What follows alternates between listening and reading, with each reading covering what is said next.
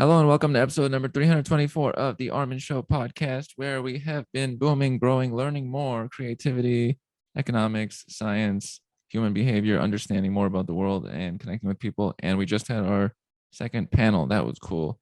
Multiple guests is a great thing. This one, we go into the category of leadership.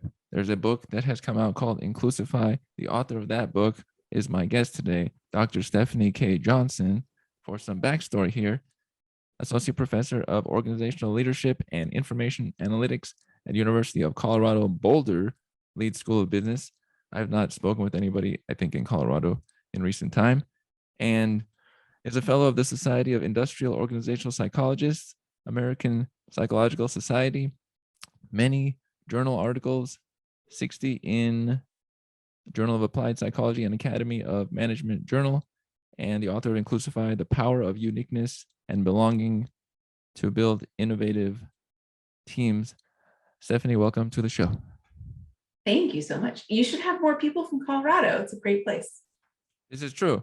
Actually, if we can begin with that, because I don't connect much with Colorado, and I like to connect with the world indirectly in some ways.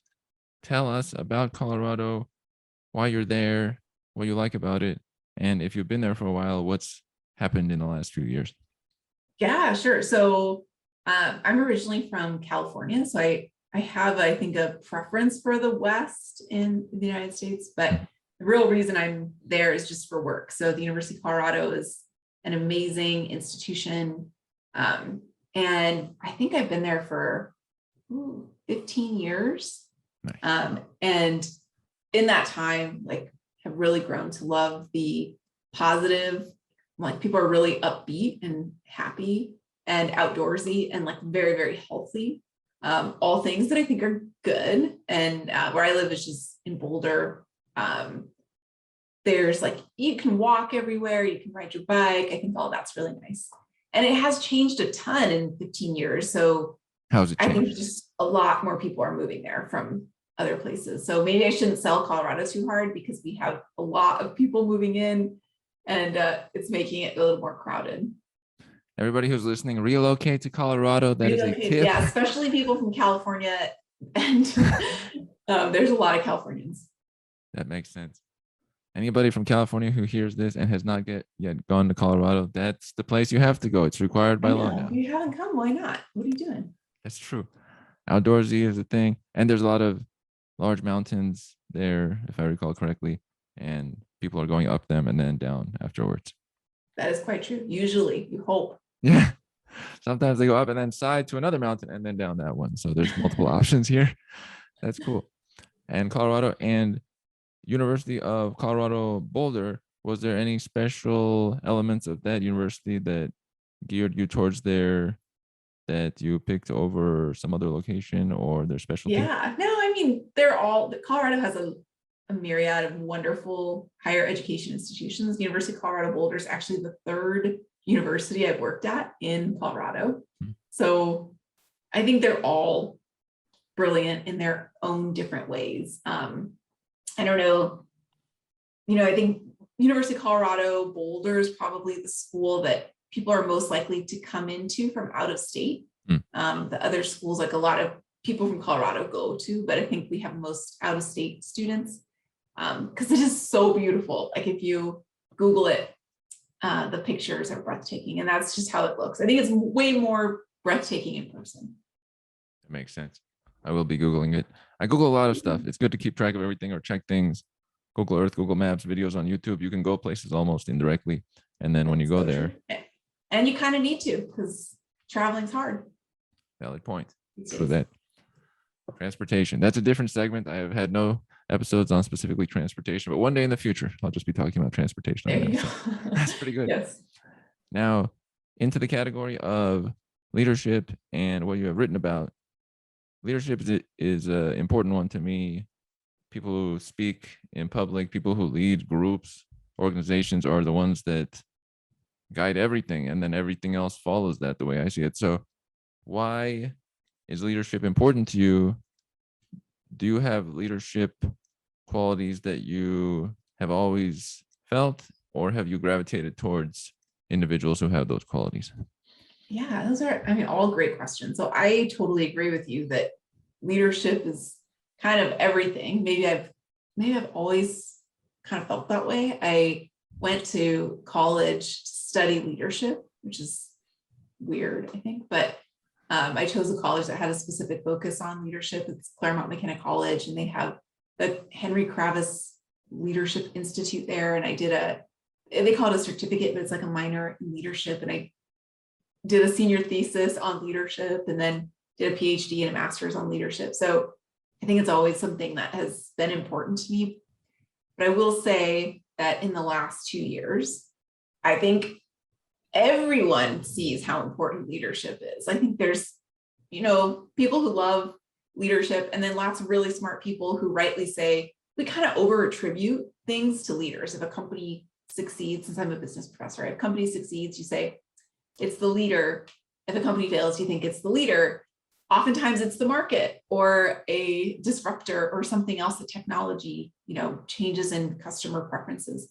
And granted, leaders can, stay ahead of the curve and keep up with those things. But I think you can see in this last 2 years, it's just the dramatic world events that leadership has had a huge impact on, from a government perspective and how people's health and safety, whether you're talking about governors or presidents or prime ministers or whatever, leadership really matters there. But then even in companies' responses, there's been just very vast differences in how some organizations have weathered this storm and how others have managed to find a way to still be successful when I think it's been like a very traumatic couple of years.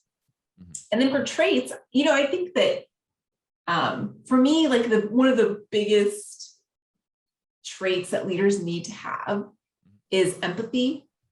And I think, again, I think we've seen that a lot in the last couple of years. Like, people are dealing with a lot. It's just like a lot of stuff going on. And having a leader who cares about you as a person and can understand your experiences is invaluable. And I think that's a trait. I don't think of myself as the perfect, great leader running Fortune 500 companies. I'm a professor, right? But that's definitely a skill that I have a ton of empathy. That's an important one. Behind the scenes, Stefanie is a CEO running Fortune 500 companies, but doesn't put secretly, no one knows about it. Nobody knows. We can't get that out there.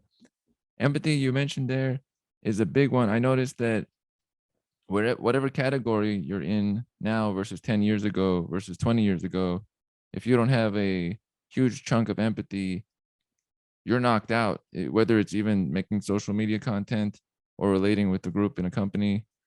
If you don't have a sense of people's well-being and you communicate about that regularly, you get knocked out in 2021 because you look like a robotic, whereas in 2005, it seems like that would have been more applicable than the current time. What do you think about that? Yeah, no, I think that's right. I think it's a trait that's becoming more important. I think we see generational differences in our expectations for leaders.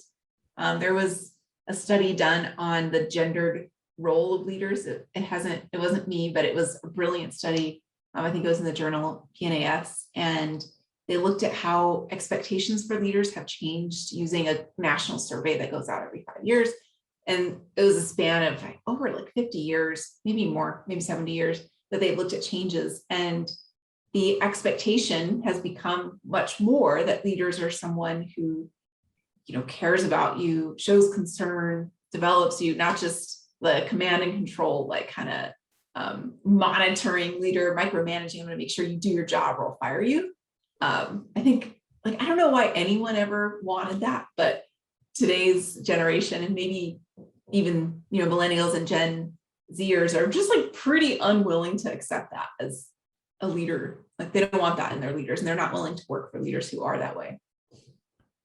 On the topic of leaders, this is the challenge question, but if you had to put a percent, what percent of a company or organization's results go to how much the leader is guiding it versus what percent goes to what the market would have done anyway, regardless of who was in charge? Yeah, that's a good question. I don't know. I think if you just looked at it across time, I think it's probably small. So I'll say 5%, Oh. very small. Mm-hmm. But there's important events where big decisions really matter. And so, like we don't have a global pandemic every year, I hope. Darn it.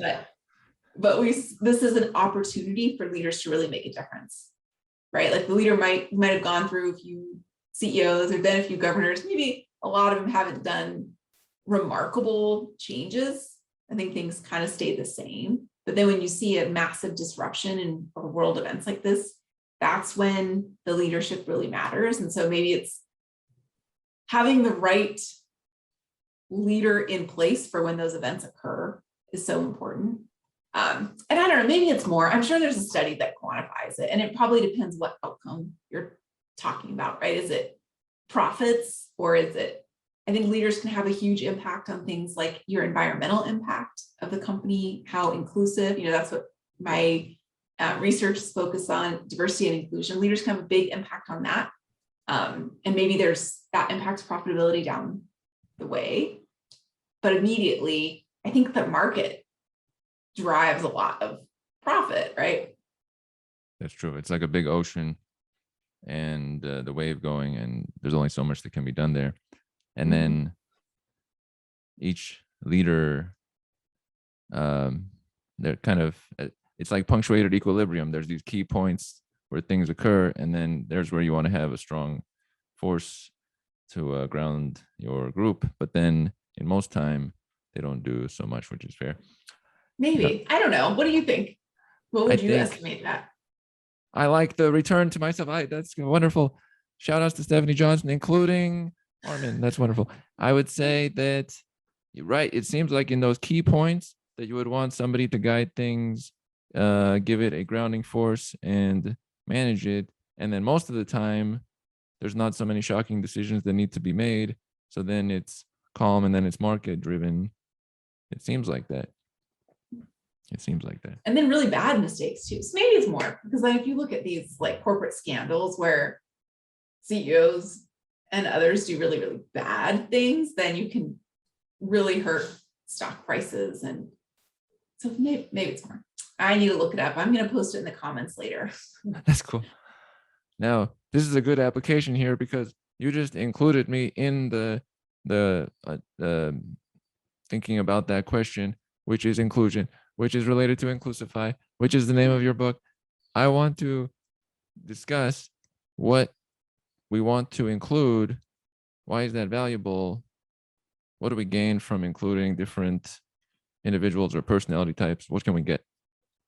Oh yeah, I mean, all the things, you get all the things. So, I think different perspectives matter. Like you can ask a simple question, like what's the impact of leaders? Well, that's not simple, but a straightforward question, but people might interpret that question in different ways. And so, if you had an environmentalist in the room, they might say, oh, what about the environmental impact? If you have someone who's a finance person, they're going to tell you about the dollars and cents.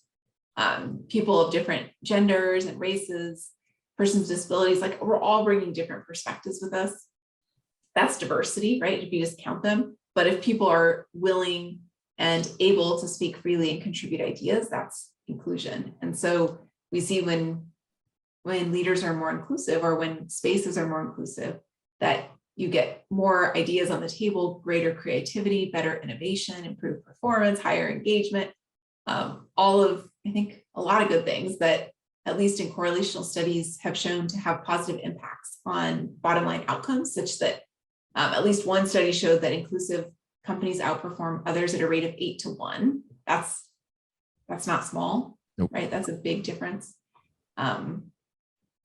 So I think it's a super important topic, and one that I think has become even more important in the last 2 years than it was before, or is probably equally important, but people are recognizing the real value in inclusion and how we've kind of fallen short.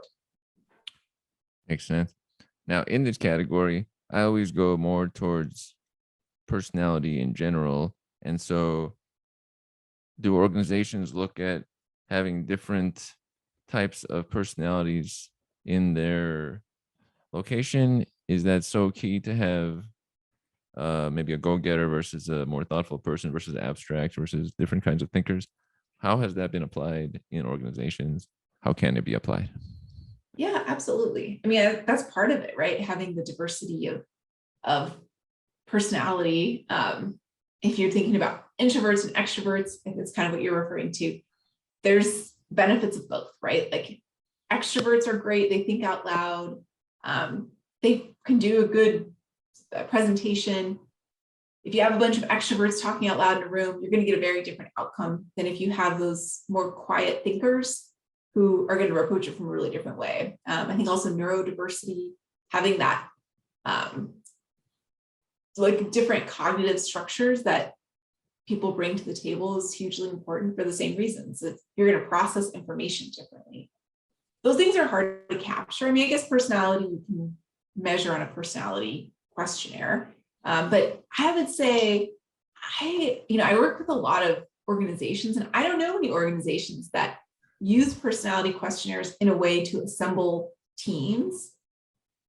Instead, you use it for, we're hiring managers. Our managers tend to have a profile like this. And so we hire more people like that, right? Like we want people who are conscientious. But it's, kind of an interesting thought of hiring people to assemble a diverse set of personalities, which is done in experimental research and shows you get better outcomes, improved decision-making. Mm-hmm.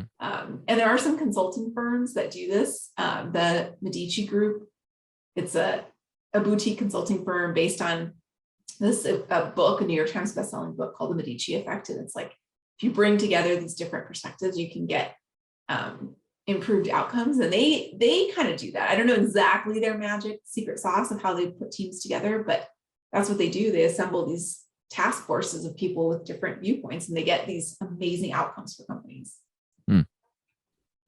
That's cool that it's applied in some way. Now, in your research articles, what subcategories do you look at the most in your analysis? Yeah, so for diversity, I mean, have predominantly done research on gender differences in how we view leaders, in how leaders can effectively lead men and women.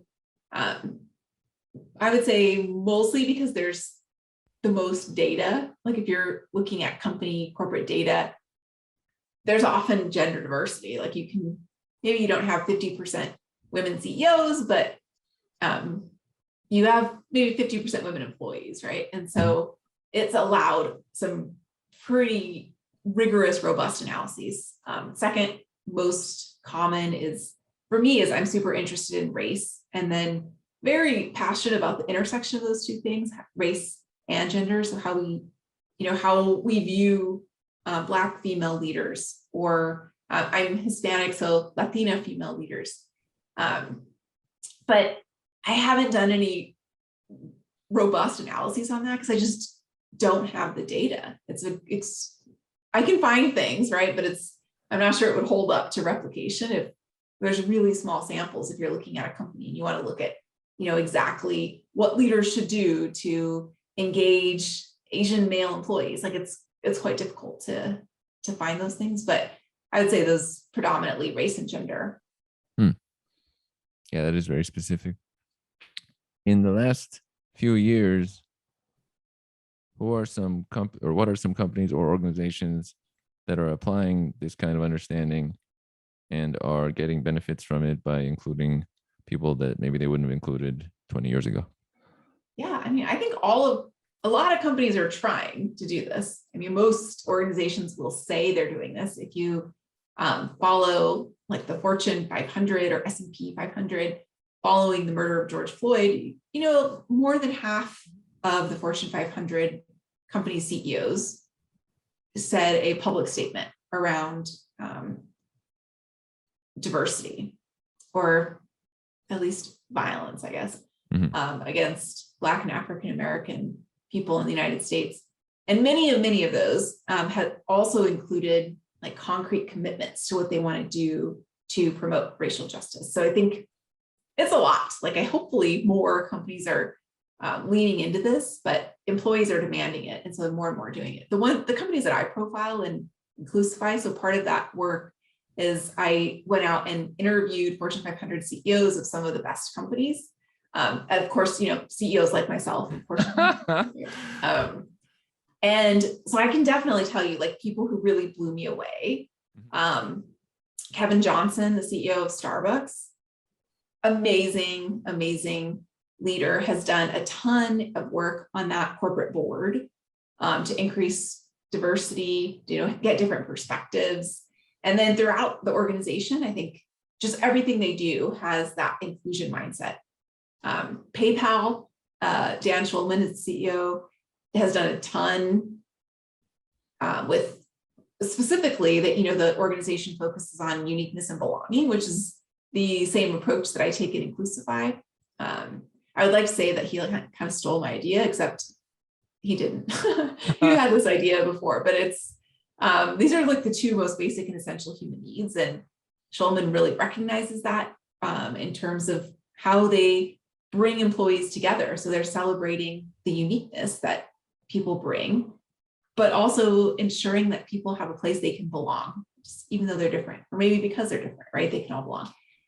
And that's, again, very aligned with their business strategy of trying to democratize banking, essentially, right? So anyone can use PayPal. You don't have to have a bank account or a credit card, or like it's making it easier for anyone to use. So they should apply that internally as well, right? And have an organization that celebrates anyone and everyone as employees.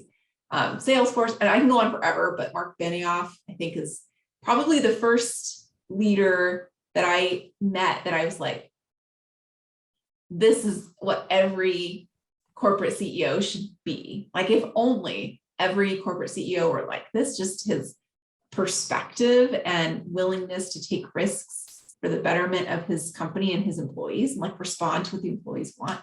That's like huge. So I'm going to stop just because I said three. And then actually I'm going to give one more because I named three white men, which is like easy to do when you're rattling off CEOs, but I'm going to give you a fourth because Mary Barra, the CEO of GM, is also like phenomenal, has done amazing things for that organization, fully creates an environment of diversity and inclusion in an extremely masculine industry, like in the automotive industry, that is, I think, pretty unparalleled if you look at other car companies.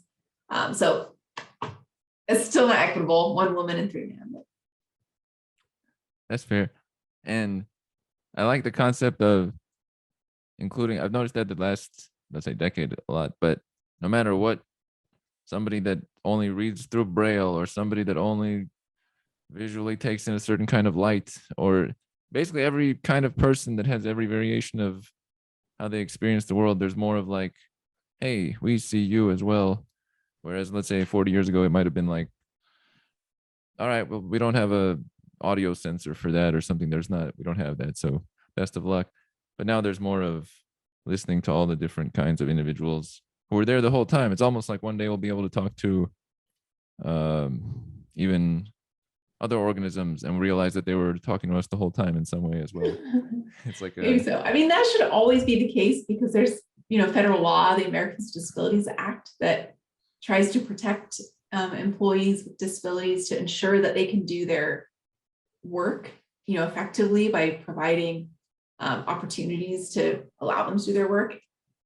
But I think it has become more common, like even for things that aren't companies helping their employees, but just for like, we're using Zoom, so the transcription feature on Zoom. And one of the things I think is so amazing is some of these, maybe you think like accommodations, like an accommodation for people who have an auditory disability, but in fact, we all really benefit from it because I use the transcription all the time. If I have to like reduce the volume on my screen, or some people just learn better or understand things more easily when they're reading it than when they're listening. So I think you're right. I agree with you. It's added everybody in there, like on YouTube or TikTok or wherever. Now I have no volume on and boom, it's still readable. And some people just want to read. They didn't really want to listen in the first place, I guess. That's right. I do that on my random scrolling when I'm looking at stuff on the YouTube or whatever.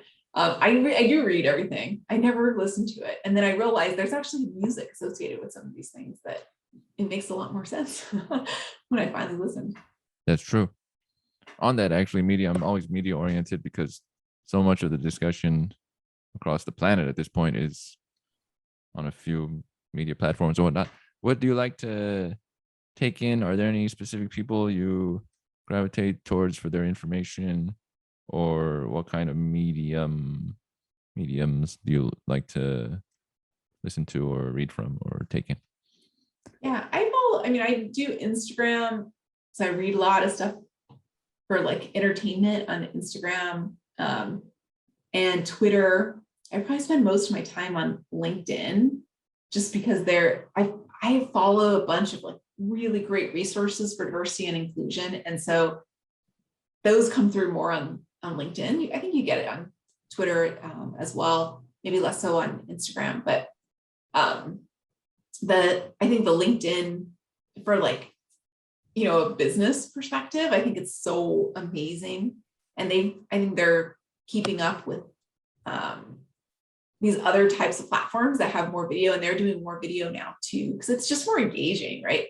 For people to listen. I'm with you, I'm like, I'll just read it. But for other people, I think it's more useful to have different media, and then like maybe multiple, like, isn't it great to be able to watch the video, read the screen, and then maybe follow up later with another source document?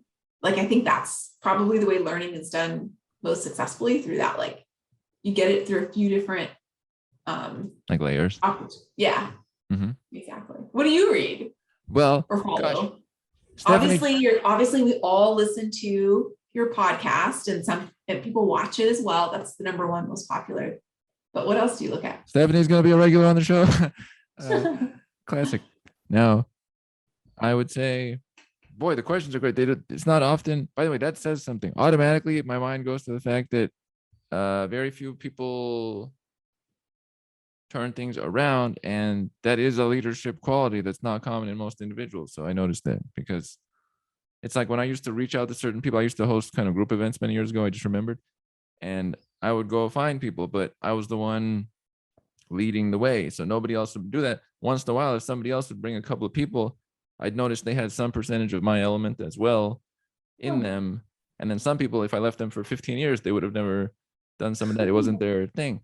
So whenever I see something like that, I like to point it out, because I can easily notice differences in individuals. Thanks. So that's a great quality. Shout outs to Stefanie K. Johnson, everybody. Okay. But as far as what I read, well, a lot of the content, like nonfiction mostly, and neuroscience or economics or sociology, a lot of human behavior. I'm very interested in people and connection and where we're going in the next, let's say, 20 years or so. Because like 20 years ago, I kind of could see today, basically, and then now I can kind of see 20 years from now. So it's advantageous, and that's where my mind goes to. Oh, yeah. And then I listen to some podcasts. I like text a lot, so I read a lot of Twitter or wherever there's text or articles. I used to write a blog with many articles, so text was my thing. And then some video, and then I make random clips and whatnot for the younger people, because I like to relate with them. I like to relate with all the different age groupings that exist. So whether it's the youngest, the middle, or the oldest people, it's nice to connect with all the groupings. It's kind of inclusion in a way, sort of include everybody. Later on, I'm going to have to find out what's going to happen in 20 years, because I feel like I have no idea at this point what the future holds. Turning that one back around, that's actually a good one there. What is your feeling for, will everybody have been included 10 years from now? Will we have already taken care of that category?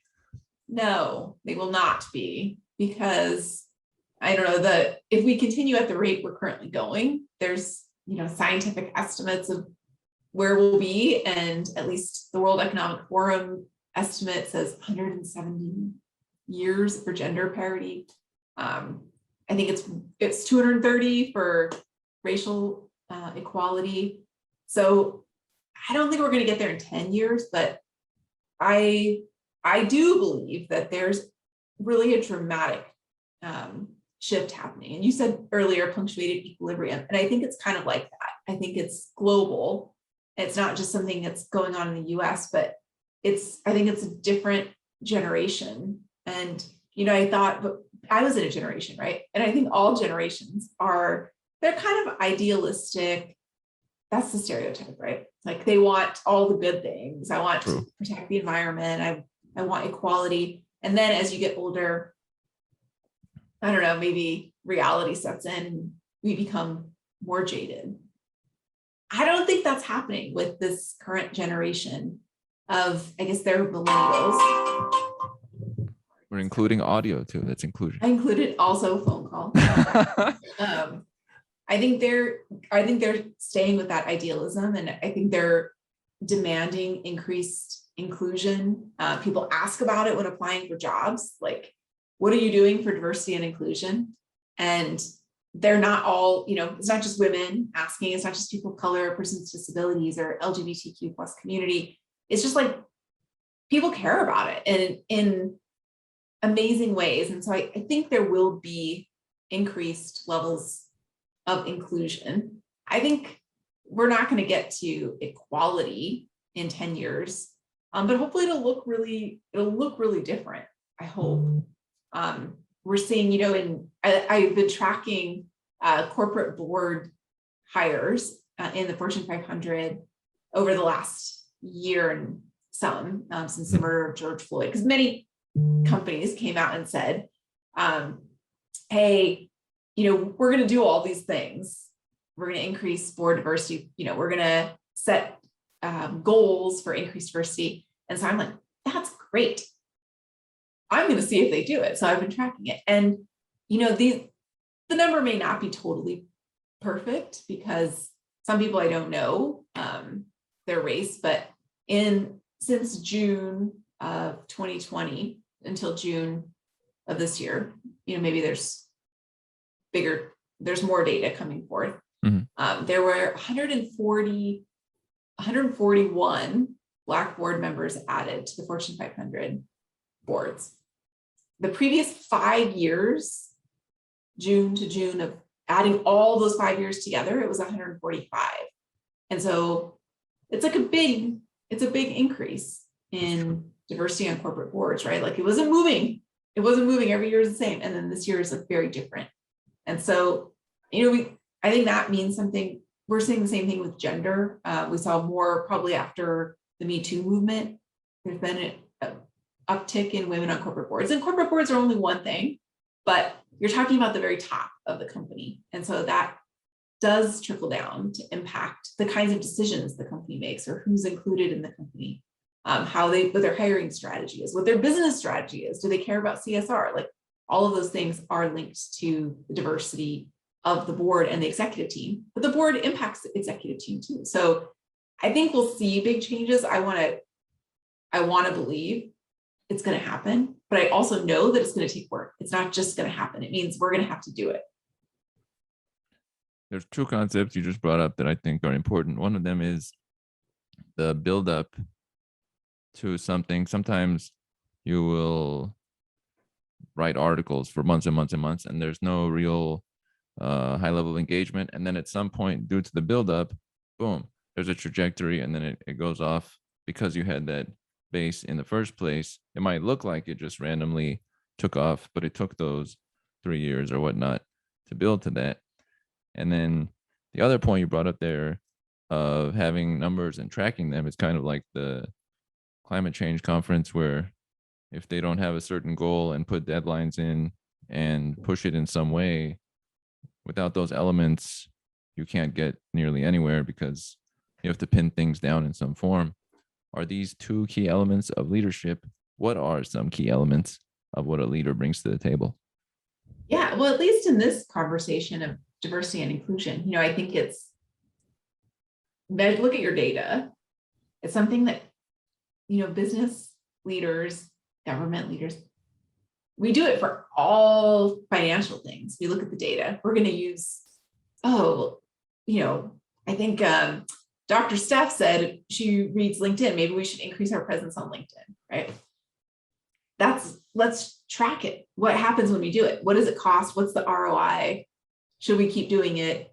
If that works, should we go to Twitter? You know, that's the way people do things. It's just, if you want to make good decisions, there's only one way to know if it's a good decision, right? You look at the data. But when it comes to diversity and inclusion, people don't look at the data. I don't know if they don't want to know, or they're like, I don't know how you measure that. I can tell you how to measure it, but you've got to start with the data. You have to know what you're dealing with, do some benchmarking. What are your aspirational goals? Set goals. Here's where we are. Where do we want to be in 5 years, 2 years, 1 year? And then you actually have to have accountability to those goals. And so it's, if some leaders aren't performing when it comes to inclusion, like, first of all, you have to measure that. And then you need to give them the feedback and opportunity to improve, or training, or whatever it is they might need. And if they don't, then just like everything else, you're not meeting a performance objective. That's going to show up in your monetary compensation. A lot of companies do bonuses. They tie executive leaders' inclusion outcomes to bonuses. It's easier than to your annual salary. But I think when you do those things, when you like look at the data, set goals, have people accountable to those goals, you will see, amazingly, we can make progress in a pretty short period of time. When you don't do those things, you're not making progress, and you really don't know whether you are or not, because you don't have any data. That's true. It's like when a company hires a consultant, and now that a consultant is like a accountability buddy, that was from South Park, I believe, that is checking on what they're doing, and it comes back after 3 months. Have you guys met these metrics? If not, what are we doing? What are we doing out here? I've done that for some people I know as well that wanted to make content, and then I kind of checked on them, and then once they got going, I didn't need to be there. But at that early part, you need some sort of outside force, because if there was already that force in place, there wouldn't have been some issue in the first place, because somebody was already tending to it. So it's like pulling in a gravitational force beam in that direction. Absolutely. You said you read a lot of like human behavior, like psychology, and I think it's just like basic human psychology, right? We are going to do the things that we are measured on, and the things we're rewarded for or not punished for, right? How do you choose where to place your energy? It's like, I have to place my energy first on the things that show up on my performance evaluation. I'm getting feedback, like people are tracking my performance. That's where you put your energy. So I think it makes sense. It's just basic human behavior. Mm-hmm. I'm just going to throw in a random shout out to Robert Sapolsky and his book Behave, about human behavior, one of the most important ones I read early on. Great guy. Nice. I once did a little text interview with him. Now, what are some items that are inspiring you at this current time related to the field you're studying, or bigger picture? Yeah. Well, I think this big movement for racial justice and racial equity is inspiring to me, because we have a long way to go. And so I'm really interested in continuing to track that and see like what happens.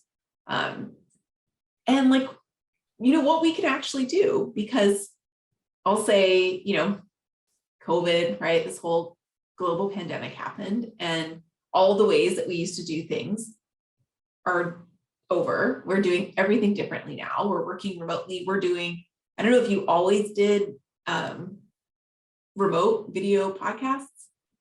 Well, early on I had stages, by the way. Just I had audio, then I had video, but just people I knew, so it was in person, and then out public. So now it's Zoom. So mostly Zoom, but then sometimes still in person. Oh, really? Even with COVID, you can still get in person? Occasionally. My special one was when I went to Scotland in the summer and did one with chemistry professor there in the university. That was cool, but it's not common. But if there was somebody in Los Angeles, for example, I would gladly do it in person, because that's cool. Yeah, absolutely. Nice, but things are changing, right? Yeah. Like I taught classes via Zoom. I won't say it was great, but like, so that means it's like, there's a lot of problems associated with that. And there's some opportunity associated with that. And a lot of the ways that we used to do things, we're not doing it that way anymore. And that means we get to redesign the way we interface with the workplace every day. And when we put it back together this time, I don't know what it's going to look like. That's why after we stop our conversation, you have to tell me what's going to happen in 20 years. We can actually put it back together in a way that works for everyone, that's more inclusive, that considers the actual demographics of today's workforce. Because when we first designed the workforce, whoever that was who designed it, Taylor or something, it wasn't designed for, dual earner couples, for diverse genders and races. It was like kind of a lot more homogenous if you think about it. And so it's been difficult to change things for, parents, for example. There's a lot of working parents, and I don't think that was as true before. But when we think about how we put the workplace back together, we can make it work for working parents. We can make it work for women. We can make it work for non-binary persons with disabilities, veterans. Like, there's a way to put the workplace back together that is more inclusive than it was before. And that's what inspires me, because it's all jacked up anyway. So why not just make it better? That's funny. My email used to be a long time ago, jackedup@hotmail.com, because I thought it was funny. I'm really glad you changed that. I'm not sure I would have responded to that. That was a long time ago. That's true. That's a standout. That's funny. And then that one got messed up, so I had to go jackedup2@hotmail.com. So I had to switch multiple times, but no longer on the Hotmail system there. Fair. Updates for the people who are wondering. That's pretty good. What is one message you would want all people to take away from the content of your book, if you had a megaphone to the planet? Yeah. I think just what I said, I study leadership, and that's the thing that enchants me. But there's leadership within all of us, and all of us have an amazing opportunity to create a more inclusive workplace and a more inclusive world. Yes, the CEO probably decides things like the goals and maybe the CHRO decides how we're going to tie performance to compensation and bonuses and stuff like that. But every day, each of us have the power to help other people feel included. We just have to understand what that means for other people. And that's kind of where Inclusify comes in. It's like, what are the common ways that we don't include people? And what are some simple ways to pivot so that we can each be more inclusive? And although my focus is on leadership, I think that is leadership. If you are actively including someone else, even if you don't have a title or formal role, you're making a change in that person's world, and that's leadership. That's a great point. This has been an episode with two leading figures in the industry and one potential CEO. You're not sure. I would like to thank Dr. Stefanie K. Johnson, author of Inclusify, for joining on this episode of the Armin Show podcast. Thank you so much. And we are out.